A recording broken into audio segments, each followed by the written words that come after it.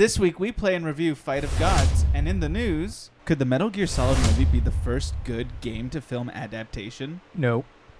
But the director said... Nope, James, just no. All right. It turns out WWII aren't just a bunch of shills pocketing cash on the deaths of their employees. Huh, really? Right? Wow.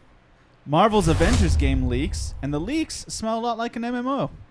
And Chris, did you know there's a Netflix Final Fantasy show? So who's playing Cloud? Nobody. It's a modern-day story about a father and son playing Final Fantasy 14. Wait, what? And more. It's Game Club Reviews with News.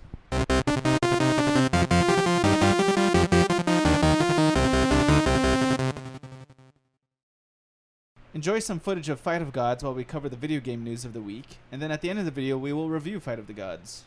And ignore the fan noise. It's hot. Yeah, it's still the summer over here, so we're still going to have a fan on. 95 today. Is it 95? Yeah, I thought this heat wave was gone. 95 is technically not supposed to be a heat wave, but it's still 95 degrees. People who listen to us like in New Mexico are just like, shut up. Yeah, whatever. It's all relative. I mean, when I lived in Michigan, I'm like, sometimes in California it gets cold. It gets like 53. Of course, they would laugh. But hey, when you're in shorts and a flip-flop hanging out at the beach, 53 is pretty cold. Yeah. Okay, we got a lot of small pieces of news, so it's going to be a lot of little things, no real big topics. But I wanted to start with this Metal Gear Solid movie adaptation. Have you guys heard about this? I have not. He's playing Snake. And I like Metal Gear Nobody Solid. yet. Kurt Yeah, I Russell? love Metal Gear Solid. I've played all of them, except for the one that was on a weird console, the MSI or whatever it was called. But the stories can be super dark and like And super complicated twisted. Yeah. and fourth wall breaking. And that's kind of what's awesome is the director has been a fan of Metal Gear Solid his whole life, and he's making great statements. Let me quote from him over here. He's speaking with Eurogamer in one place, and let me pull up this quote from Eurogamer. He says, committing to the ideologies, the philosophies, the weirdness, and the Japanese elements, and the fourth wall breaking, and all these great things, that's what Metal Gear is. And that's why the franchise has endured, so let's embrace that as opposed to being afraid of it. We're working to get a script that the studio says, yes, we want to make this, and it's something that all the fans can say, blank, yeah, that's my Metal Gear. It's a tricky thing. There's a long road ahead, but that's the approach with it. So There's going to be so much dry dialogue when all you can do is turn the camera like in circles. Well, what I need is a guard who gets diarrhea and has to like take a dump in a trash can somewhere. That's what I'm looking for. Yeah. That's my Metal Gear. Yeah. Okay, so like video game movies are pretty bad. I don't know why I wasted my time, but I watched the Assassin's Creed movie, like 2/3 of it, and then I just turned it off. Yeah, it wasn't that bad. Did that make money? If that thing can make money, then this will be fine. Yeah. That was so trash. It's not like Street Fighter. Come on. Oh gosh, no one even remembers that. You can't reference a movie that people don't even remember. The Super Mario Brothers movie. Oh Yeah. my gosh. Game Rant quotes the same person, and he's talking about why were video game movies not good up until this point. And he has a good point. He says, I think that the filmmakers have looked at a video game movie and said, oh, that's flashy, that's cool, and there's very little desire to really understand the tone and the atmosphere. A big part of it is not fully committing to the source material, being able to say, no, this is what makes this great, so let's figure out how we translate it. Yeah, I think that's accurate. Yeah. So, they just want, like, the basic parts of what makes the game, like the very basic, most... And the built-in audience that'll sell tickets. Absolutely. Yeah, but you got to be careful that, are you making it for the fans of the game, or are you making it to appeal to those who have never seen or heard of the game? That's the other side of it. It's like hard to do that sometimes. If you make it too much like the video game, well, you lose a lot of the moviegoers. Right.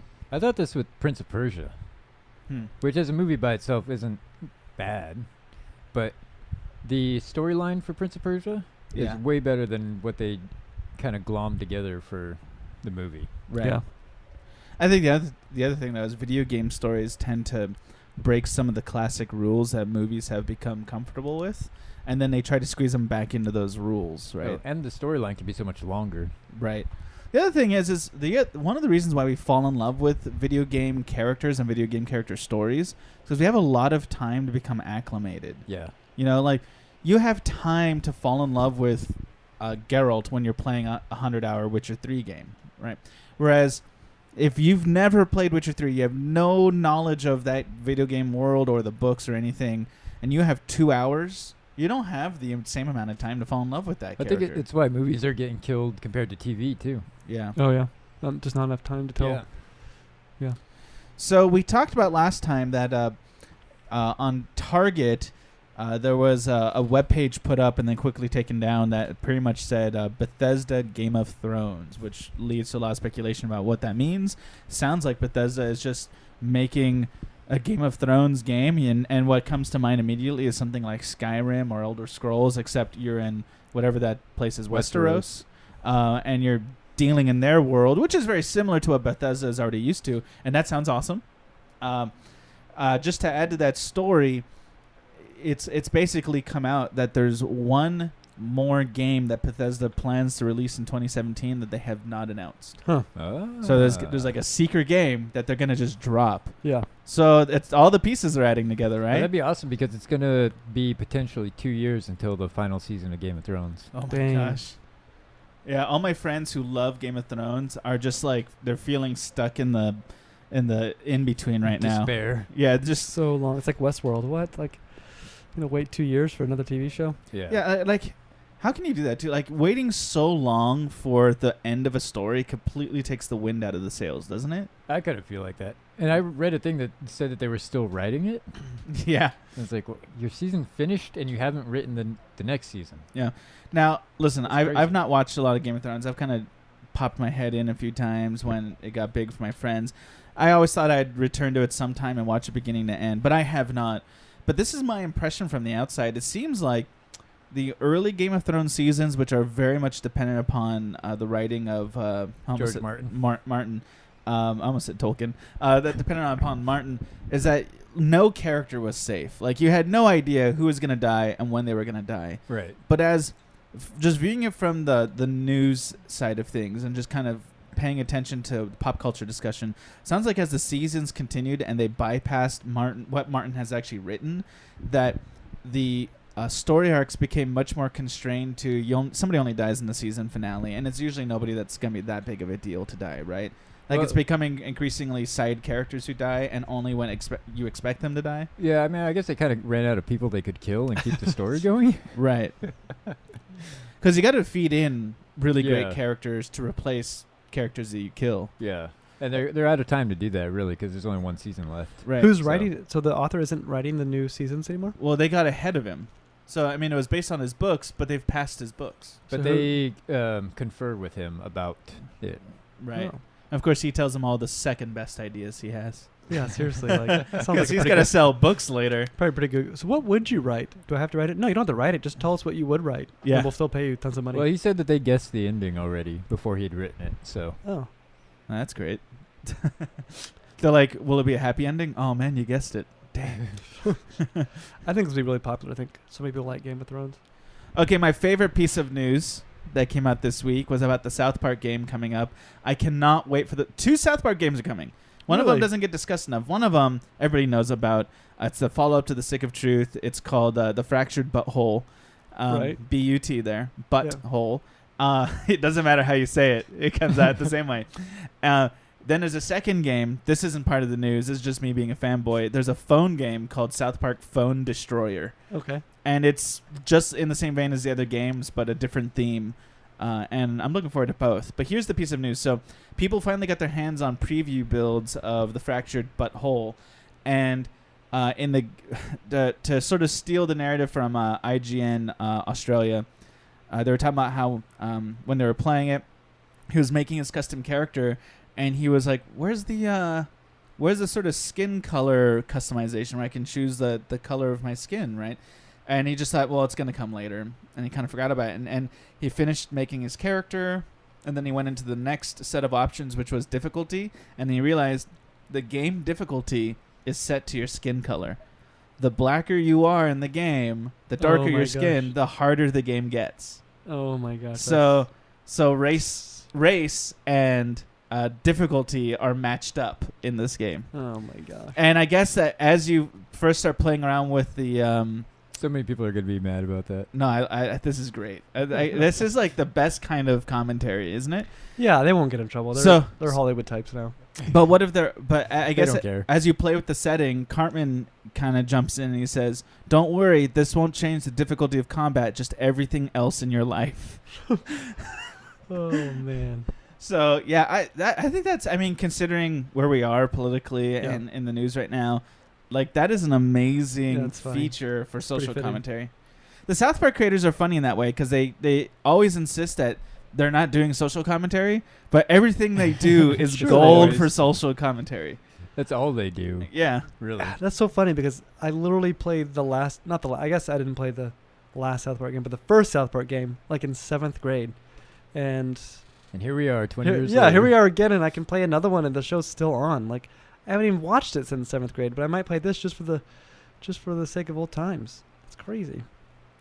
So a game has come out for early access. It's called Fight of Gods, and I just love the commercial. First of all, where it basically introduces Jesus as a fighter. No way. Oh, it's so good. It's so good, and the punchline is Jesus died for your sins. Now he's gonna kick your ass. Oh my gosh. It's so perfect. It's so perfect. So anyway, to spread the message. Yeah, the real piece of news here isn't that this has been released, but actually that Malaysia got super offended. It probably depicts one of the deities that their culture is very interested in. I'm not sure which one. And I did American education. I don't know anything about Malaysia. Yeah, it's fine. I hardly know. I don't even know where it is on a map. Yeah. James, you're pretty smart, so if you don't know, I'm not going to judge you. Okay. So, but not only did they deny that this game could be bought, sold, and played in Malaysia, but they were taking down Steam.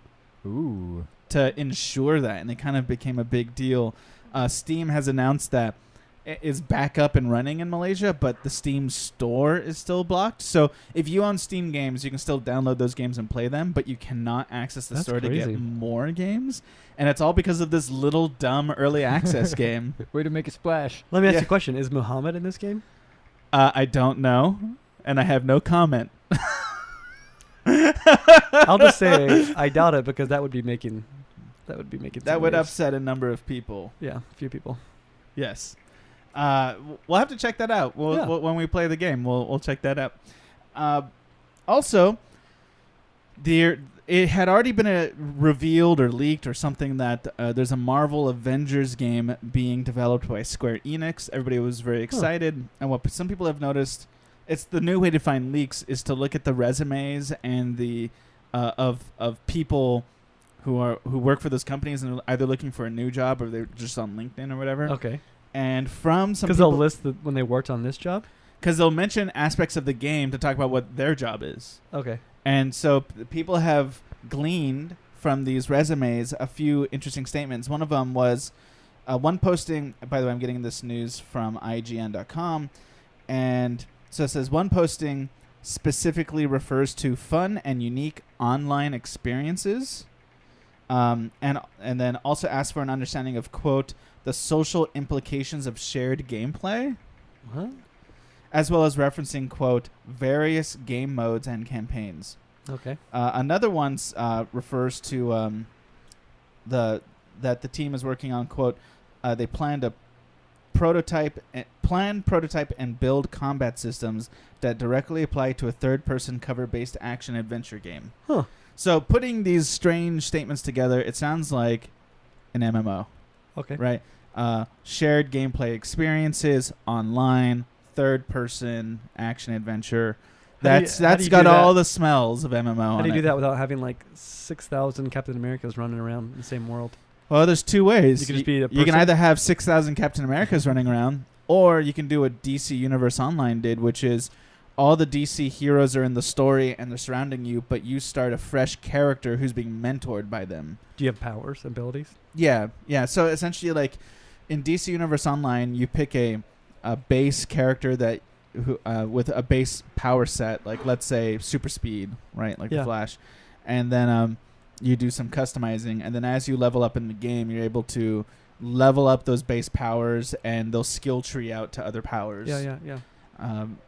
I've not played DC Universe but Online, the Marvel, that's kind of a stretch. The Marvel world and DC, they don't necessarily have storylines of like, hey, you have powers. All these people have powers, so we're just gonna train you. You know, it's kind of like we're the heroes and you're not.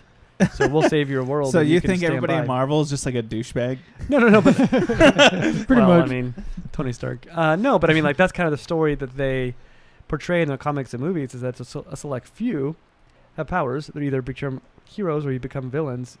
There aren't a lot of regular, everyday people that have powers. Like in the X-Men kind of world, there is that, right? That you might find. But that is Marvel, X-Men. Right. No, it is. But it's not. But it's not an the Avengers game. Yeah, it'll be interesting to see how they make that fit. Not that it has to fit into canon, but they'll just make that fit into the idea of like. Wasn't there that storyline everyone- back in the 90s where people were getting attacked by aliens trying to suck their spinal fluid and it would trigger latent abilities in random people? Huh. What? In Marvel comics? Marvel? Maybe DC. I'll have to go look that up. It's been a long time. I mean, I don't. So basically, ordinary people were becoming super powered and didn't know what to do with it. Yeah, I don't remember that story. I mean, it vaguely sounds like the story of the Inhumans. I don't remember aliens coming trying to suck any kind of bodily fluid from them. Isn't there a show But- Inhumans that has a 0 right now on Rotten Tomatoes? Because it's awful? Yes. A 0. I don't even know how that's possible. Oh, it's so bad, Wow, I can't imagine. Garrett. It's so bad. I don't know. As great as Marvel movie, the heights that Marvel movies is reaching, TV shows doing the exact opposite. Marvel TV is reaching the depths of Supergirl has awful. like a 23 in Rotten Tomatoes, so Inhumans must be really But bad. you know what? Supergirl is actually watchable in like a popcorn sort of sense. I mean, it's cheesy, but it's exactly the kind of show I want to watch with my 10-year-old daughter. Yeah. Like, that's what it is.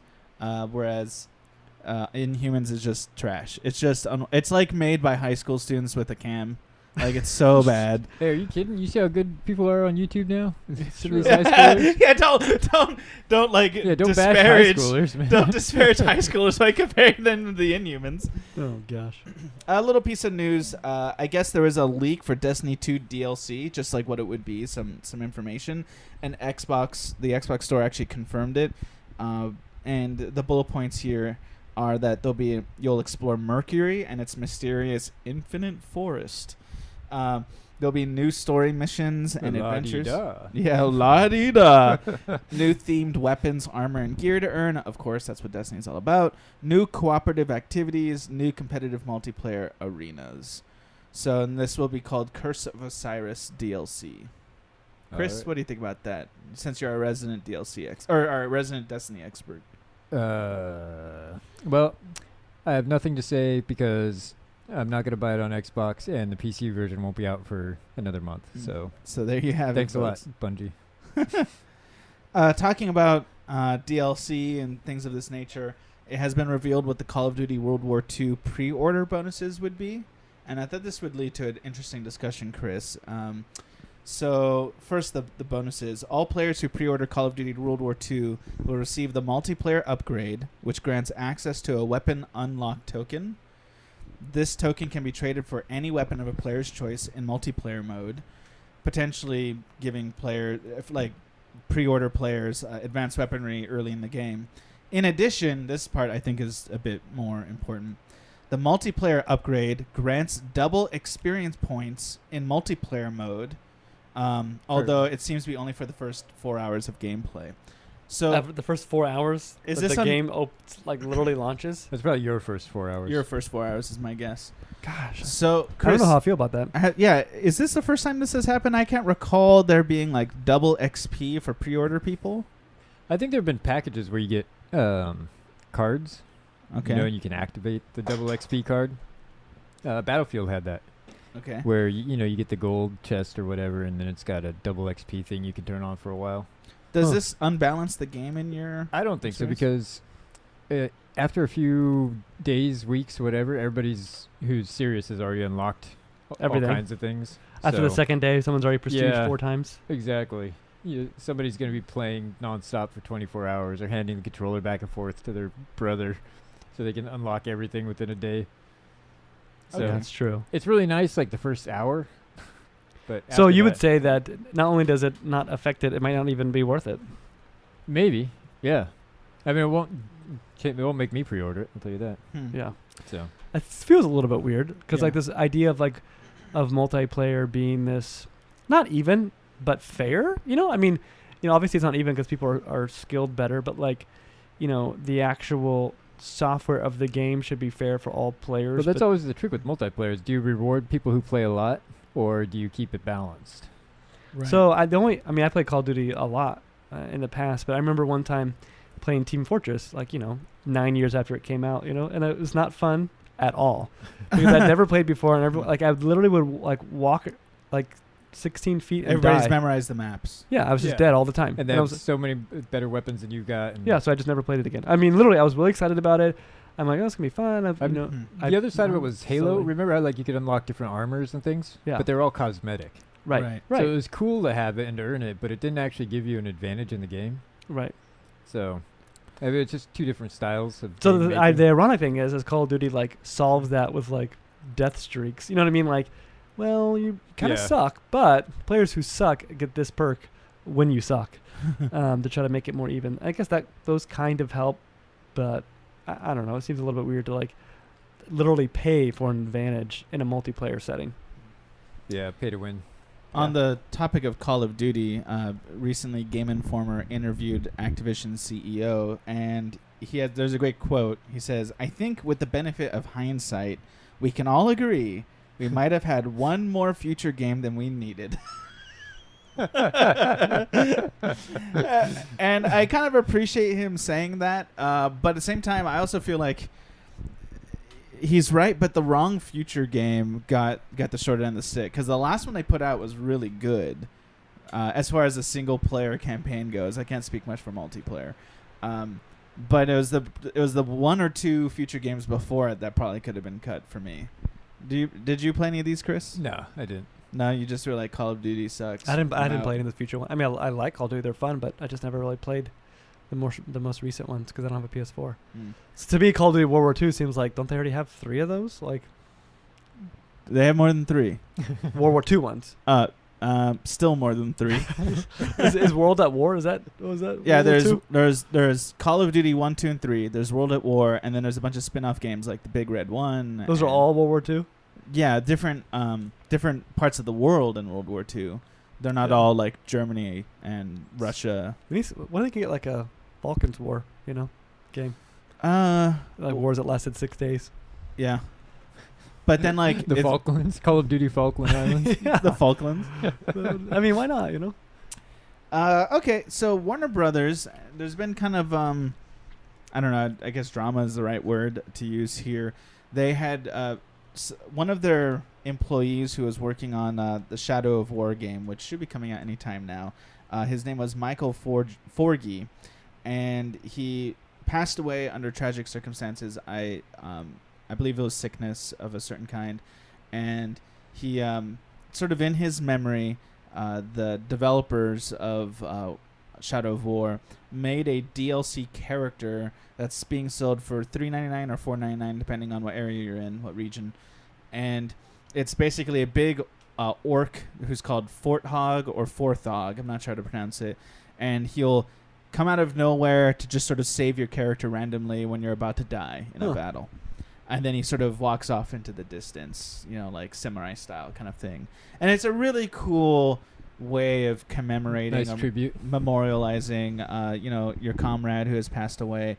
And so they said that $3.50 of this of the purchase would go to his family and sort of a fund they have set up. But then people started noticing, well, that's not true in every state of the U.S. and it's not necessarily true internationally.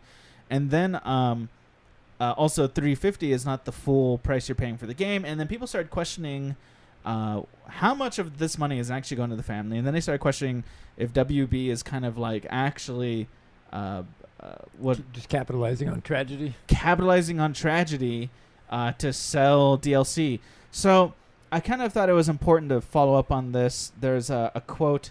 So I'm taking here from IGN. They reached out to Warner Brothers, and here's the quote word for word from Warner Brothers. They said, "Neither Warner Brothers Interactive Entertainment nor Monolith Productions will profit from any sales of the Forthog Orc Slayer DLC, regardless of the territory in which that DLC is sold." So that's a pretty absolute statement. Yeah. They're saying that they are making zero money, in a sense, like profit. I imagine probably a sliver of this is going towards whatever it costs to actually put out this DLC and whatever like server power it takes. I'm sure there's something going towards the maintenance of it, but as far as profit, they're going to make zero profit on it, which I think was, good for them. Yeah, a good thing that needed to be mentioned when somebody does right. Now the question is was this always the plan, which is very good for them, or was this like a witch hunt? They're just looking for someone to get mad about. Yeah, or was this a reaction to people getting upset at them? And in that case, good on us for keeping people, in check in that way. Good on the internet. Either way, the family's getting money. Yeah. Cool thing being done. And nobody's making money on the back of tragedy, which is a good thing. So, Chris, Final Fantasy Netflix television show makes you think, man, are we going to see Cloud with a gigantic sword? Are we going to see, Yeah. And when I first read the headline that this thing exists, first of all, I freaked out that I didn't know it existed. And I'm like, how did I not know this existed? Yeah. And then I discovered why. Chris, do you watch much South Park? No, not anymore. Garrett, how about you? Nope. Did you guys happen to see the episode about World of Warcraft? No. Nope. Oh, So wait. Like does the this old one? Oh, wait, Yeah. when the guy never leaves his Back basement? in the day? Did they Cartman, get all fat? Cartman gains 1,000 pounds. Right, and half the episode takes place actually in the game Yeah. with the game graphics. Cartman's all I'm buff in pretty the game. sure they stole that idea. So let me read some of this. I want to make sure I get the exact quote here. Dad of Light, by the way, it's called Final Fantasy Dad of Light. Okay. It's a weird name. Is part live action Japanese language soap opera and part machinima using the Final Fantasy XIV engine to chronicle the digital adventures of father and son. The idea being that protagonist Eiko Inaba, played by Yudai Shiba, sees the opportunity to finally connect with his emotionally distant and newly retired father, using Final Fantasy XIV as a conduit. I'm pretty sure this is that South Park episode, because in that South Park episode, all the boys are playing World of Warcraft, and the dad, Randy, tries to be cool by making a character and getting in on their adventures, but they totally reject him. Yeah. Before that, there was a Simpsons episode where Bart is going around killing everyone and Marge has to go into the game. Really? I never saw that. Yeah. Yeah, I didn't either. So who did it first? Simpsons did it. Simpsons did it. It sounds like your kind of show, though, James. You just no, it does not. Just last week, you're talking about a video game you can't wait to play, where a dad and a what was that Japanese game with lots of subtitles and he makes some decisions about having an affair or something. No, that's got nothing to do with the dad. That's Catherine. Catherine, right? Japanese game. It's in English. It was sitting around, just doing life. What's it sitting around doing life? This game is great. I gotta go to This the is office. what Garrett took from that conversation. I don't know. This is how much he listens. That's the kind of game do you like? Well, no. First of all, but Difficult secondly, life decision simulator. That Dragon Cancer is kind of like. Oh gosh, let's not make funny comments about that. I cried playing that game. I straight up bawled like a Pull the child. plug. You wouldn't watch this show? Pull the plug. Do you pull the Hey, plug? James is gonna love it. Oh my gosh! You could do that. Make it permadeath. So if you different endings. Yeah. Isn't that always a permadeath Yeah, situation? I guess. How long can you make him live? Okay, so you don't think you'll watch this, huh? No, 100% no. You haven't binge watched it already? No. This is something we're gonna have to put Josh on. Yeah. He needs to play. He needs to I wonder watch what the that. reviews He'll are. watch anything. Yeah. He's like Mikey. Chris, I'm going to ask you to Netflix. take over this last piece of news we have, having to do with Bethesda We could launching. kind of scrap. I didn't realize this from a week ago. Well, no, it's still news to me. Yeah, that's like a year in internet time. Okay, but I want to hear about it. Okay, so Bethesda launched the Creation Club for Fallout and now Skyrim. And basically they're selling mods with microtransactions. And it's kind of an interesting idea because they've always supported modding. And now modders can join the Creation Club and theoretically earn money with their mods, I guess. But there was some debate about whether they would still support free mods or whether some of these are just repackaged free mods or all that. And basically it's just kind of become... So they've taken something that was free and repackaged it for a price. Right. But it's also curated now. Oh. Paying for the So- curation. Yeah. But it seems like the Basically. internet already curates when it comes to this sort of thing, right? Yeah. So I think overall it's much ado about nothing because Okay. Nexus mod network is still up, so you can still do free mods. And Bethesda said they've always supported modders, and they always will. Yeah, but now they want to. Now they're going to be. Don't get it wrong. Bethesda's going to be making money on this deal. Yeah, but now you can get mods that you know will work and won't be all buggy. Sure, yeah. So I guess one way this changes things, and I don't mean to make this sound negative or positive. We'd have to see what it actually looks like, but it is going to. This could be the beginning of the piece of PC culture changing dramatically, because one of the big aspects of PC gaming was the modding that was free. So like you bought the video game for, let's say, $60, you really enjoyed it, but you could also get that game experience could be extended or enhanced with all these free mods out there on the internet. Yeah. This might be the beginning of the end of that, where now modding will be, it's essentially the new DLC. You'll be paying $1, $2, $5, $10 for all these things that in yesteryear were just what fans were doing for free. And that will sort of change the culture and the narrative of PC, wouldn't you say, Chris? Maybe. I mean, we'll see what happens. We'll see if they really do keep supporting free mods, or... Yeah, because the moment Bethesda, right? Or yeah, Blizzard. Wait, Bethesda. The moment Bethesda starts making any kind of serious cash on this, every publisher will jump on this idea, right? It's just a new way of cashing in on their games with little effort in this case. Yeah, but I think the only reason it could even be done was because of the mod support they've done in the past. So would that force other developers to start being more open about modding? I don't know. Yeah. I mean, there's this whole group of modders because of Bethesda support. Like, they used to always include the construction kit with the Elder Scrolls games and stuff like that. So they were saying, have at it right from the start. Right. And that built the whole community. So for other games to even have modders to go to, you need to open it up. Yeah, I guess the way I imagine it, though, is, okay, so Bethesda now starts making actual cold hard cash on this. Someone like Activision says, how much money they make last year? Allowing, like, basically curating modders of their games, and like, yeah, we're going to do that too. And now there's Activision modding, and then people and then people get attracted to that because Activision is now offering an incentive for modding, the actual payment. Anywhere where there's going to be payment offered, there'll be some modders. Activision will be there. Yeah. Well, Activision, but also some modders, right? Yeah. Maybe you'll get better mods. Maybe you get ones that are updated. Yeah, so it'll be interesting to see what happens when the dust settles. Like, I don't know if this is anything worth being up in arms about just yet, but maybe in a year or two, when it's too late. All those 4K mods, you know. Yeah. All right. Well, I guess that's it. So now we're going to transition to the game we're reviewing this week. So we played Fight of the Gods. Yes, we did. And it was divine. Yeah, absolutely. I mean, it's definitely, felt like I had power. It definitely has a lot of work to be done. It's one of those things where I don't know if they're going to try to chip away at it until it reaches fighting game greatness. It is or an early access. Like, yeah. Let's just be clear on that. Yeah, it's an early access game. So I don't know if they're going to try and chip away at it until it's great, or if this is going to be just a tongue-in-cheek $4 or $5 game forevermore, right?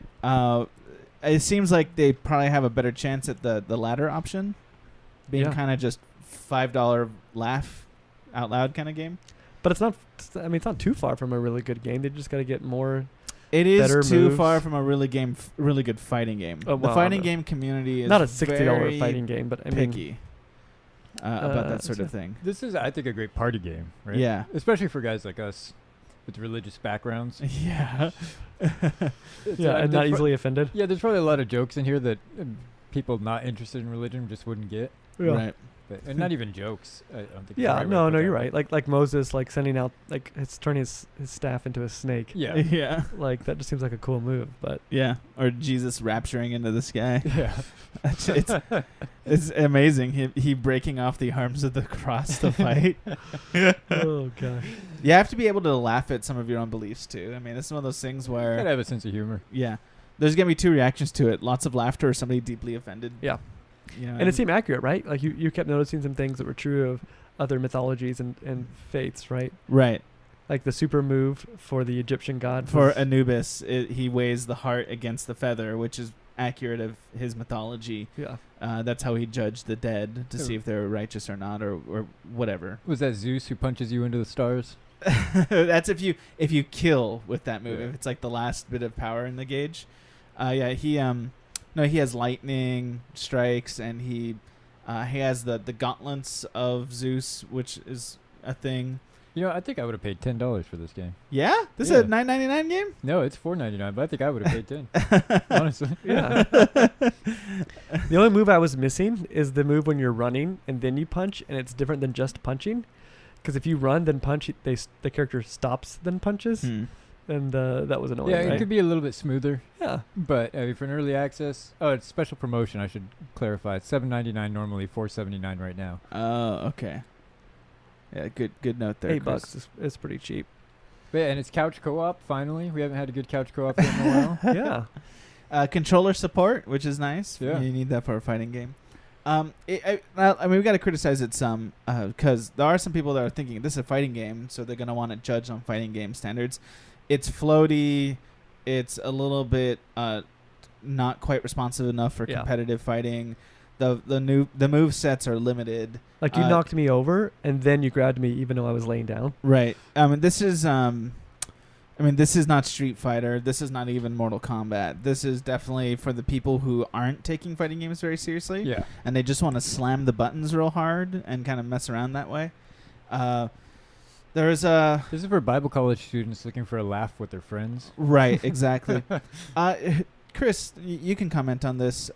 Garrett, you as well. I guess I can't just Garrett, you're not welcome for this one. But it was surprising how many characters from different mythologies were present, but then also which ones were absent, right? There was that weird... No surprise. No surprise. Well, but not just... obviously we all were kind of expecting Muhammad to not be there because of recent drama with the image of Muhammad being used in media.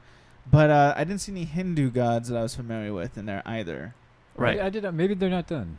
Maybe they're gonna add more. Yeah, you could totally add more. Because there was a pretty good selection already. Right. For early access. It seemed to basically focus on Greek, Norse, some Eastern mythologies, and of course Judeo-Christian with Moses and Jesus. There, I can't remember there being any other mythologies than those ones I just mentioned. You could totally add more.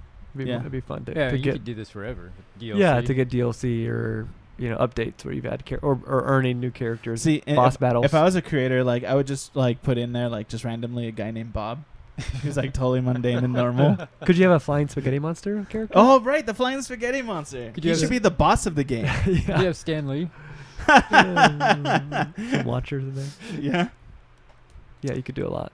We did not play the arcade mode to see how it finishes off. We only played versus against each other. Yeah. As should we mention? So there might be a boss character in the game that we don't know about. We kind of use it as... We didn't want to pretend like it was a legitimate fighter. We wanted to use it as a party game. That's how we played it, like a party game. But there's some drama going on in the news, the national news, because that's right. Malaysia. Well, we talked about this earlier in the podcast, but that's right. Malaysia is not happy about this game. So unhappy that they took Steam, the Steam store, right off the map for them. But that should probably get worked out pretty well. Valve has more money than Malaysia does. That's a big move for a country to make that much issue over a video game. Yeah, and then proactively shut down the aggregate that sells it. That's so right. It's non-specific. It's well, since we can't get rid of the game specifically, let's get rid of the whole service. Yeah, and since Muhammad isn't represented in it, it must be over Buddha, right? Because that's the other big religion of Malaysia is Buddhism. I guess, yeah. It was they did a pretty good job making the Buddha figure. The avatar of Buddha looked pretty slick. Actually, I used him. He lost against your not Zeus, but you played as Odin. Odin, yeah. Odin beat Buddha in a battle. I guess that's not surprising though. He had a good. Also, the Steam reviews are great. Yeah, tell us about some of those. Through the help of the Malaysian government, I found Jesus. Do I have to wait 3 days for Jesus to respawn? Oh gosh. So what's your verdicts, guys?